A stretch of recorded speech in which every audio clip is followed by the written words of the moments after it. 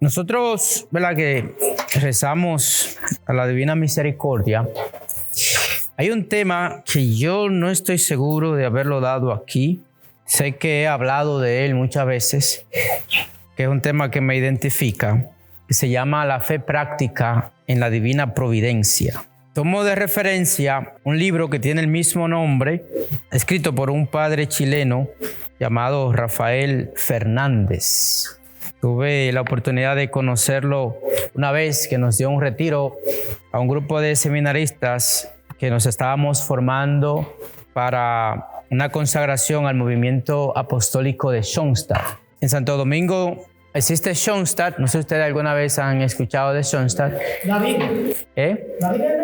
La Virgen de Schoenstatt. Hay un santuario en La Victoria, que es donde viven las hermanas, y hay otro santuario en San Francisco, que fue construido por un grupo de sacerdotes.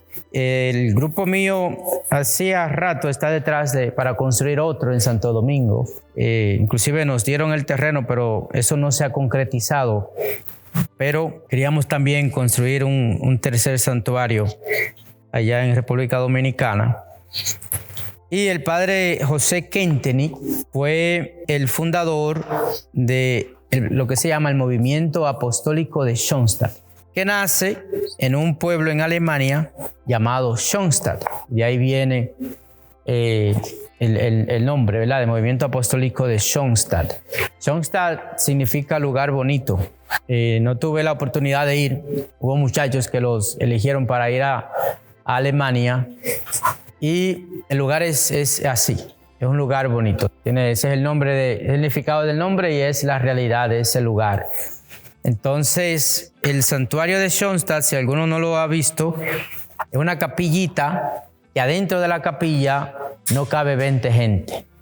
Es bien chiquitica. Sin embargo, ahí en La Victoria, todos los años, el 18 de octubre, me parece, o cercano al 18 de octubre, se celebra la fiesta de Schoenstatt. Y ahí llegan a ese santuario, para esa fiesta, entre 5,000 y 10,000 personas. Porque el terreno es bien grande. Y aunque una canción de Schoenstatt que dice, aunque es pequeño, todos caben. Porque es algo realmente lindo lo que se vive en esta espiritualidad de Schoenstatt.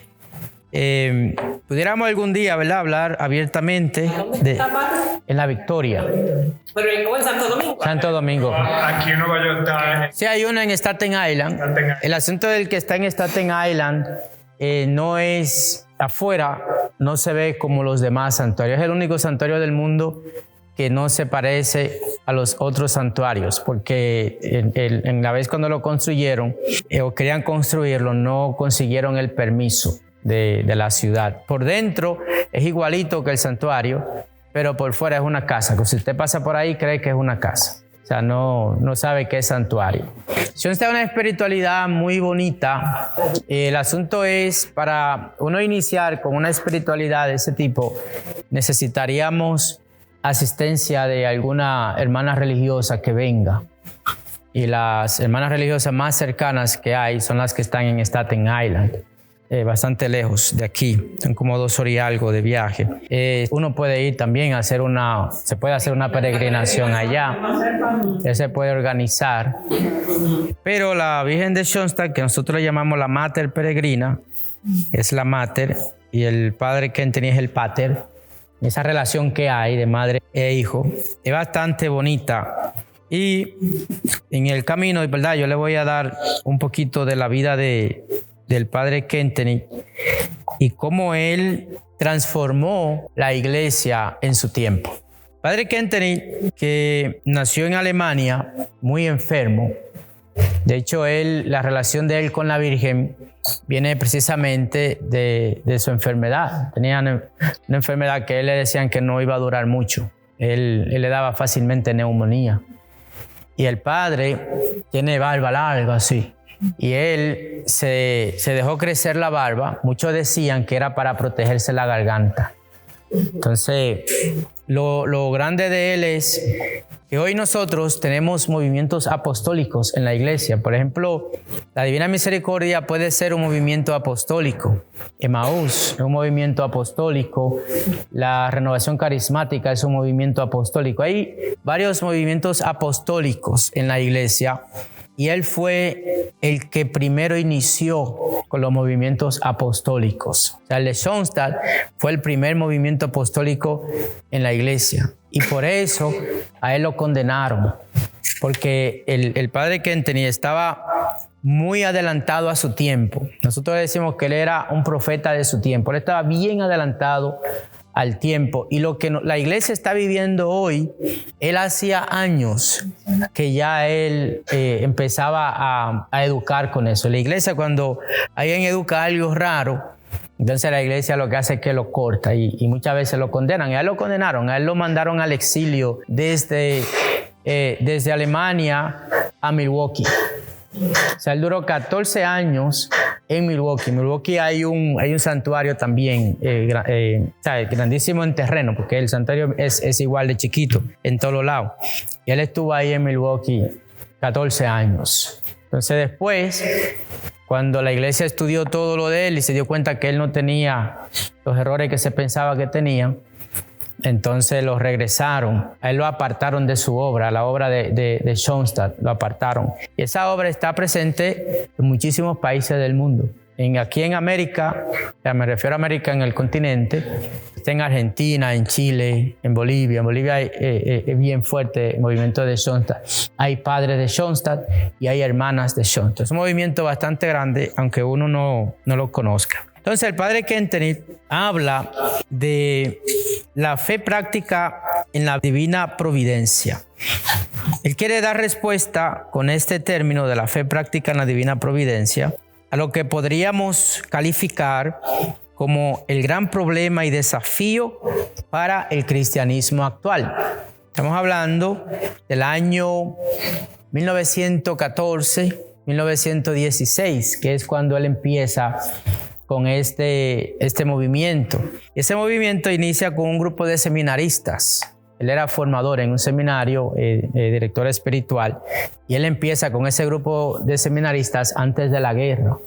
Y muchos de esos seminaristas en la Primera Guerra Mundial se fueron a la guerra y algunos de ellos murieron. Entonces, imagínense que él está diciendo que hay un problema de fe en el mundo actual. Estamos hablando de 1916. 2016 son 100 años, son 100 y pico de años atrás que él está hablando de esta realidad, a ver si eso ha cambiado. Él se refiere claramente a la problemática en un libro llamado Santificación de la Vida Diaria, que fue publicado en 1937. La santificación de la vida diaria lo van a entender más adelante. Él decía, porque él está hablando es del drama de nuestro tiempo, dice él, que es la separación de fe y vida. Hace 100 años atrás, separación de fe y vida, lo que yo creo y lo que yo practico. Como si eso ha pasado en el tiempo y la gente sigue igual o peor. Porque todavía sigue ese drama de que la gente dice que cree, pero en la práctica no se nota lo que cree, ¿verdad? Y eso no es, ¿verdad?, hablando de nadie, sino de la realidad de todo el mundo. Dice, la separación de religión y vida es el error principal del mundo cultural moderno. Pío XI lo llama la peste del laicismo. León XIII lo denomina naturalismo. El 18 de diciembre de 1879 decía en una alocución a los cardenales: el error principal de nuestro tiempo, el error que comprende todos los demás, es que aquel frío naturalismo que se ha deslizado en todas las manifestaciones de la vida pública y que ha penetrado toda la vida privada, aquel naturalismo que coloca a la razón humana en el lugar de la autoridad divina, la naturaleza en lugar de la gracia, para desterrar de todas partes a Jesucristo y hacer vanos los frutos de su redención. 1879. Estamos en el 2025 y la cosa está peor. Pues si fuera así, no tuviéramos nosotros el problema en las escuelas donde a los niños se les habla en contra de la religión. Entonces se les dice que lo que creen sus padres y lo que les enseñaron sus padres es falso y no sirve para nada.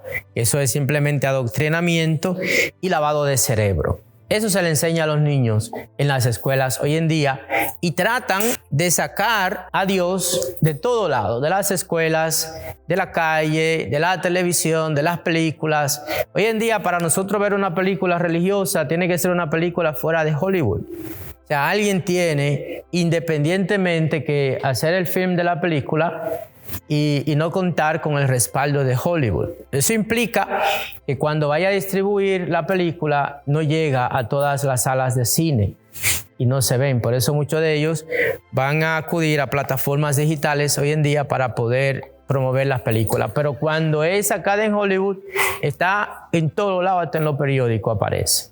Entonces está esa realidad de que el hombre busca toda forma de ponerse por encima de la religión y sacar a Dios y a Jesucristo de todos esos escenarios. Entonces eso el Papa le llamó naturalismo. Poner la naturaleza por encima de la gracia. Viene siendo lo divino. Ahora bien, es frecuente encontrar tintes naturalistas en muchos cristianos tibios, dice él. No niegan, es verdad, al Dios uno y trino de la revelación, ni desconocen su acción sobrenatural en el hombre, pero en toda su vida no conceden una influencia considerable a Dios. O sea, es el típico cristiano que viene a la iglesia todos los días, que reza el rosario, que se confiesa, que comulga, que canta, que alaba. Pero la influencia de Dios en la vida de esa persona, que debería ser fuerte por todo lo que hace a nivel de religión o de religiosidad, entonces no se nota. Porque la vivencia, cuando está fuera de los escenarios donde alaba y bendice a Dios, se desvirtúa o se desvincula de su vida. Y él critica esta parte y él le dice que son los cristianos tibios. Recuerde, a Dios no le gustan la gente tibia. A él le gusta lo frío, porque si tú estás frío, él sabe que tiene que trabajar para calentarte. Te gusta caliente porque sabe que si está caliente te va a mantener ahí caliente. Pero si está tibio, Dios no sabe si tú estás con el diablo o estás con Dios. Pues el que está en el medio no está ni con Dios ni con el diablo. Y Dios le interesa que tú estés o con Él o en contra. No en el medio. Un día sí y otro día no. Ese es el cristiano tibio. Toda la enseñanza y la práctica del Padre Kentenich están orientadas precisamente a superar esta lamentable separación entre fe y vida, desarrollando y fomentando una auténtica espiritualidad laical. Cuando hablamos de la espiritualidad laical, recuerde que los movimientos apostólicos son movimientos para laicos. ¿Qué es un laico? Te diría. El laico es todo aquel que no es clérigo. Son dos, clérigo y laico. Cuando usted se va a México, por ejemplo, México es un estado laical. Cuando él no dice laical, es que no tiene nada que ver con religión. Ellos tratan de separar la iglesia totalmente del gobierno. Aquí, uno pudiera decir que es un estado laical, pero tiene muchísimas cosas religiosas. La moneda, por ejemplo, dice, en Dios confiamos. Usted busca ahí, dice, in God we trust. Eso es parte, porque tiene su nacimiento, aunque protestante, pero tiene su nacimiento en la religión, esta nación. Entonces, quieras o no, va a haber una conexión directa o indirecta. Ahora, la iglesia y el Estado, en función, están totalmente separados. Hay una separación ahí, no se mete. Por eso la gente le coge miedo cuando se va a registrar. Creen que esos datos va a parar a alguna agencia y eso no es así. Porque los datos son privados y confidenciales y la iglesia no comparte eso con absolutamente nadie. Eso es de fuero interno. Entonces hay una separación ahí entre la iglesia y el Estado. Entonces los laicos son todo el pueblo que no es clérigo. Cuando un sacerdote, por ejemplo, es expulsado de la vida sacerdotal, ¿verdad? Pasa muchos casos, los sacerdotes que son expulsados de la vida sacerdotal, entonces se les reduce al estado laical. Ya ese sacerdote, aunque sea sacerdote para siempre, porque lo va a hacer, pero ya en función es un laico y puede casarse, puede hacer cualquier cosa que hace un laico de manera natural. Entonces él habla de lo que se llama la santidad de la vida diaria. Esa santidad se caracteriza justamente por lograr en todas las situaciones de nuestra vida la armonía querida por Dios de la relación con Él, con las cosas, con el trabajo y con los hombres. ¿Cómo podemos explicar esto?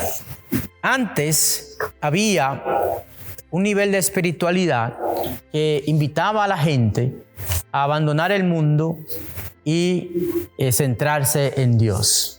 De hecho, todavía algunos evangélicos tienen ese estilo, ya no, pero antes era así. Yo era del mundo, ya entonces yo me aparto del mundo, aunque esté en el mundo. Pero en la Iglesia Católica, para uno poder lograr la santidad y lograr una relación espiritual profunda con Dios, había que abandonar el mundo. ¿Cómo se abandonaba el mundo? Bueno, usted soltaba todo el mundo, dejaba trabajo, dejaba casa, dejaba iglesia, dejaba pueblo y se metía a un monasterio. Ese era el sentido del abandono del mundo para poder alcanzar la santidad, porque en el mundo era difícil ser santo y era la realidad de la iglesia. Entonces, Kentenny viene con una idea loca y muy revolucionaria y dice, no, espérate, nosotros podemos alcanzar la santidad en la vida cotidiana, en la vida diaria. Es más difícil hacerlo, pero se logra. Y hoy en día nosotros tenemos muchísimos casos de personas que no tuvieron que ir a un monasterio para alcanzar la santidad. Y yo le pongo un caso muy sencillo como el de Carlos Acutis. Carlos Acutis, muchacho cibernético, como son los muchachos de hoy en día, los hijos de ustedes, ¿verdad? Los que tienen hijos, son muchachos cibernéticos. Tienen juegos, tienen televisión, tienen internet, están metidos ahí. Entonces Carlos dijo, bueno, el internet que en aquel tiempo era que estaba en el auge, no es como ahora que hay mayor facilidad y con los videos y todo. Yo no me imagino a ese muchacho con esa espiritualidad que él tenía, teniendo a mano la tecnología que hay hoy en día. O sea, él sin esa tecnología, él se encargó de dar a conocer a Jesucristo a través del internet. Eso fue algo revolucionario. Y él logró la santidad haciendo eso. Oye, santo, Carlos Acutis. Entonces, Kentenny dice, esa es la espiritualidad que va a transformar a la iglesia. Una espiritualidad netamente laical, que no tengan obligatoriamente que meterse a monja para ser santa o meterse a sacerdote para ser santo. Sino que usted puede ser santo desde su realidad particular en la vida diaria, en las cosas cotidianas. Entonces, para poder lograr esa santidad aquí en la tierra, es muy necesario entonces tener una fe práctica en la divina providencia. ¿Qué es una fe práctica? Es una fe realista. Porque yo puedo decir, tengo fe, dice Santiago, pero si no tengo obra no me va a servir de nada. Entonces la fe práctica, cuando hablamos de práctica, es obra. Teoría son palabras que yo digo, que se escuchan bonitas y poemas y demás. Pero cuando yo me voy a la práctica, entonces ahí yo me voy a la obra directamente. Entonces eso, yo tengo que tener una fe de obra en Dios. Que si Dios me dice, eso que te está pasando, confía en mí, que yo sepa dónde te llevo, y yo le diga, sí Señor, yo confío por dónde tú me llevas. Es una fe práctica. No es yo quedarme simplemente con la teoría, sino irme directamente a la práctica. Eso yo quería darle este preámbulo, entonces ya va a ser muy rápido, porque aquí ya yo tengo en esta hoja, después yo les voy a dar para que le saquen copia. Pero eso era para tener una base de dónde que viene la cosa de la fe práctica. La divina providencia es una manifestación del amor de Dios y la sabiduría infinita de Dios, mediante la cual Él sostiene, dirige y conduce todas las cosas hacia su plenitud y propósito final. En otras palabras, Dios es quien dirige los destinos del mundo. Nada ocurre, dice Jesús, sin que Dios lo permita. Nada ocurre, nada se mueve, nada respira sin que Dios permita que ocurra. No significa eso de que Dios esté de acuerdo con que ocurran. Porque aquí mismo en este libro, el padre Kentenny habla de los tres poderes que crean historia, que es el hombre, Dios y el demonio. Los tres crean historia. Dios en su libertad, el hombre en su libertad y el demonio en su libertad. Entonces, muchas de las cosas que ocurren en el mundo ocurren porque Dios permite que ocurran, ocurren porque el hombre hace que ocurran y ocurren porque el diablo influye para que ocurran. Son los tres poderes que interfieren en la historia. Entonces, este concepto de divina providencia no solo reafirma la soberanía de Dios sobre el universo, sino también subraya su cuidado atento y personal por cada una de sus criaturas. Entender y confiar en la divina providencia es esencial para la vida cristiana, ya que nos invita a vivir en paz, con esperanza y fe, incluso en medio de las situaciones difíciles que no nos agradan. ¿Por qué es importante entonces confiar en la divina providencia? Confiar en la divina providencia implica reconocer que a pesar de los retos, el dolor, la incertidumbre, Dios tiene un plan perfecto para nuestras vidas. Y es el plan de Dios, no el plan mío. Yo me voy al plan mío, yo voy a querer ser rico, vivir en salud, no pasar hambre, no pasar frío, no estar triste, no estar deprimido. O sea, yo voy a querer para mí todo lo que dice la gente color de rosa. Pero en el plan de Dios, Dios quiere una sola cosa. ¿Cuál es esa sola cosa? Salvar. La salvación. Dios quiere salvarte. Es el plan de Dios, salvarte. Si sufres, si lloras, si ríes, si comes, si pasas hambre, Dios, el plan de Él es que te salves. Si para salvarte tú tienes que sufrir, Dios va a permitir que sufras. Si para salvarte tienes que comer mondongo, Dios va a permitir que comas mondongo para que te salves. Pero Dios va a permitir todo lo que te lleve y te encamine a la salvación. Si hay algo que no te lleva a la salvación y te va a llevar a la perdición, Dios te lo quita. Por eso hay muchas cosas que nosotros le pedimos a Dios que nos dé y que nos regale, y Dios no nos la da, porque precisamente si nos la da, nos perdemos. Y eso uno no lo entiende y no lo va a entender si no confía en la fe, en la divina providencia, si no tiene esta fe práctica en Él. Esta confianza en la divina providencia no significa una vida exenta de sufrimiento, sino la certeza de que todo tiene un propósito redentor, que ya lo dije, la salvación. San Pablo dice en la carta a los Romanos 8:28, sabemos que Dios dispone todas las cosas para el bien de los que lo aman. Todo. Él dispone todo, el universo entero. Diría Paulo Coelho, que no es cristiano ni nada por el estilo. Él dice que todo el universo conspira para que tú estés bien. O sea, es como que todo el universo se pone de acuerdo para que tú estés bien.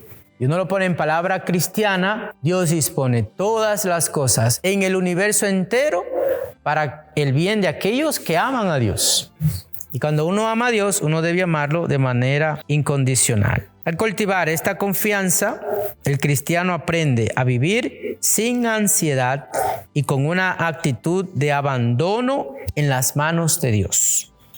Esto permite superar la tentación del control absoluto sobre las circunstancias y abre el corazón a la acción del Espíritu Santo. ¿Qué estrategias podemos nosotros tener para fortalecer la confianza en esa divina providencia?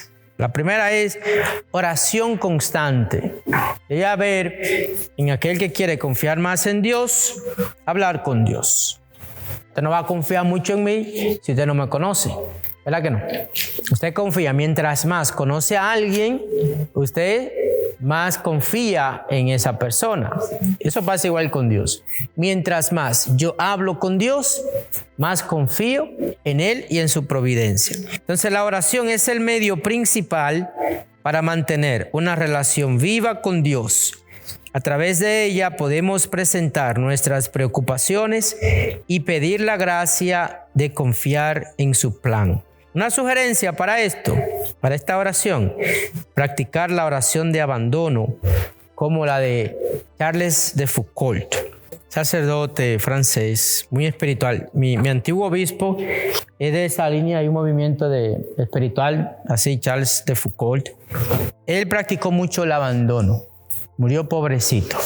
Dice así: Padre, me pongo en tus manos.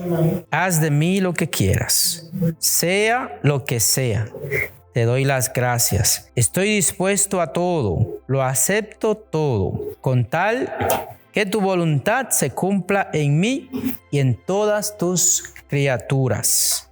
No deseo nada más, Padre. Te confío mi alma.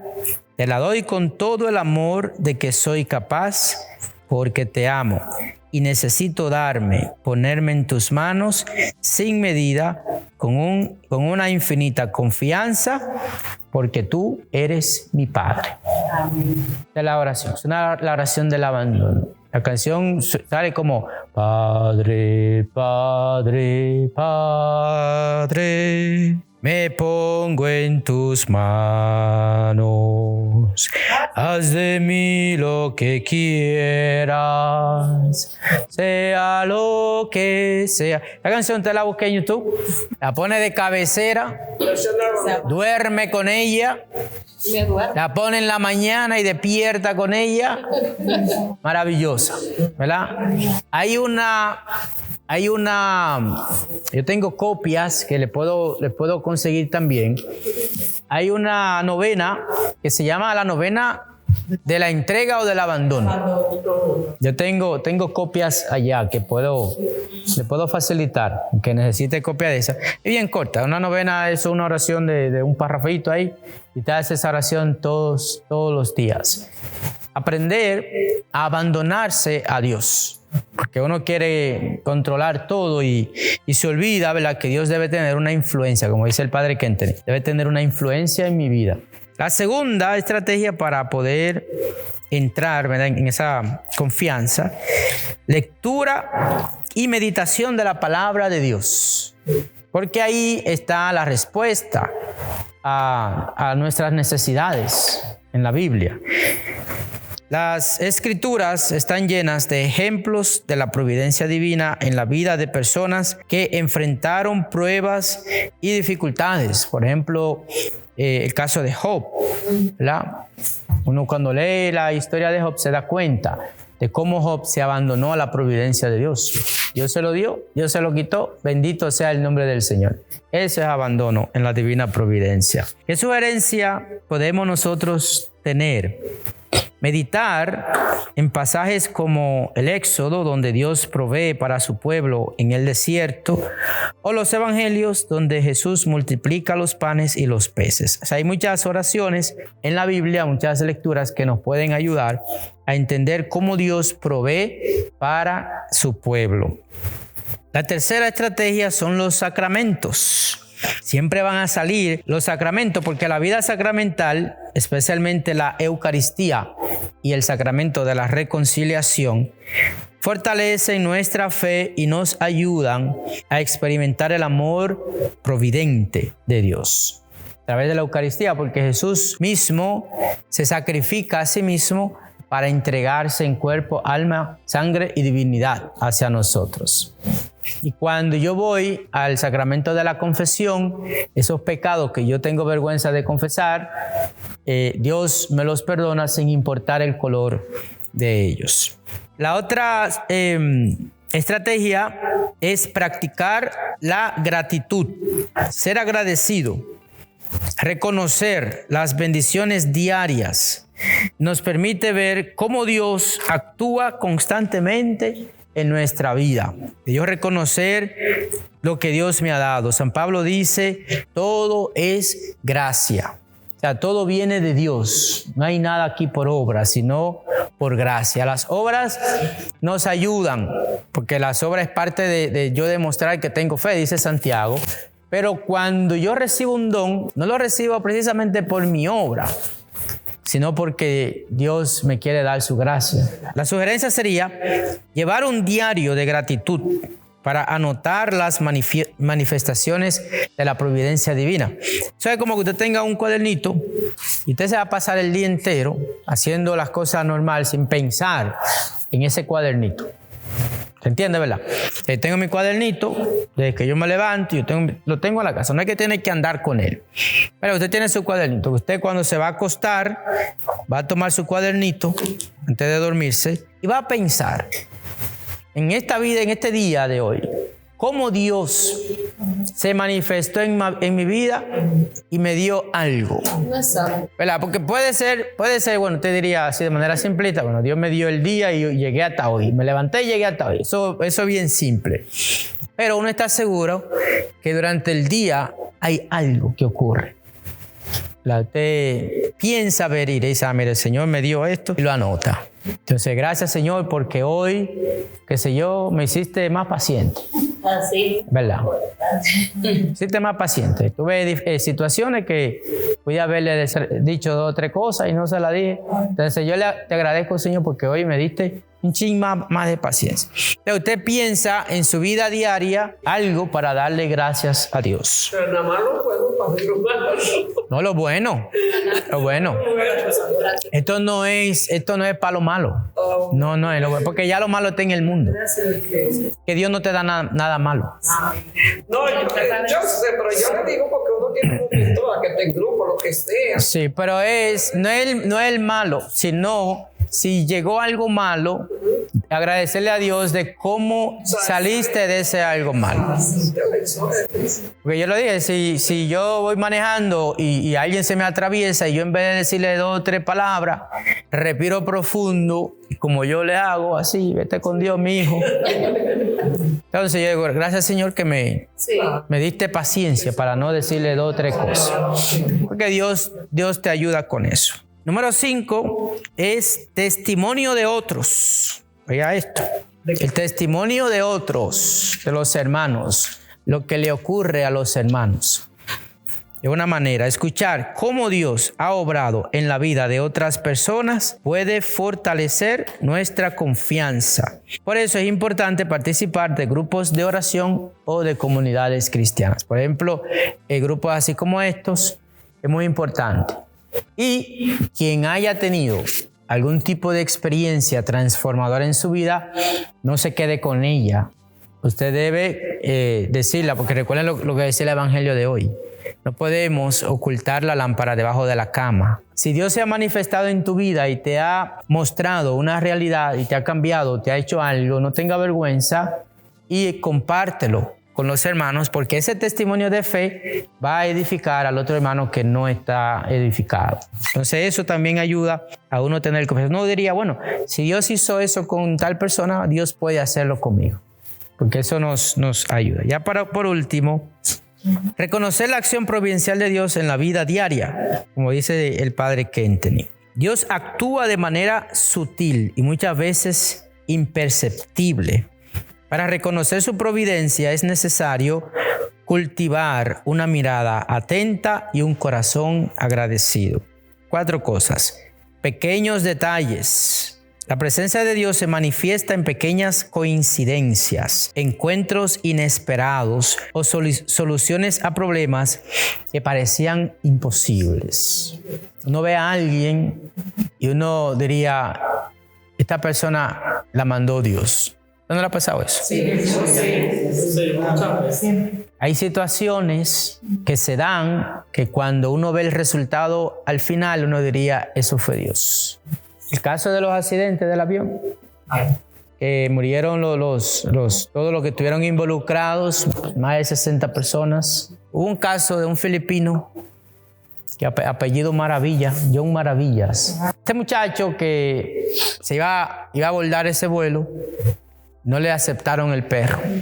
Tenía un perro y no se lo aceptaron y se quedó. Para salvarse. Se fue en carro. El único que se salvó.